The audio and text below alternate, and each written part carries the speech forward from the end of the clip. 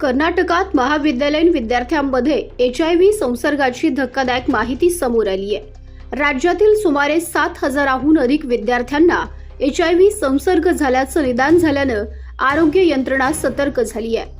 या पार्श्वभूमीवर कर्नाटक सरकारनं राज्यातील सर्व शासकीय, अनुदानित आणि खासगी महाविद्यालयांमध्ये नियमित HIV तपासणी, समुपदेशन आणि जनजागृती अभियान राबवण्याचा निर्णय घेतलाय।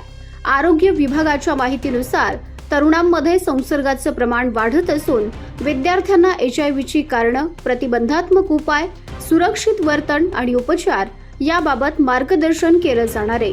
राष्ट्रीय एड्स नियंत्रण संस्थेच्या माहितीनुसार HIV बाधितांच्या संख्येत कर्नाटक देशात 3ऱ्या क्रमांकावर आहे।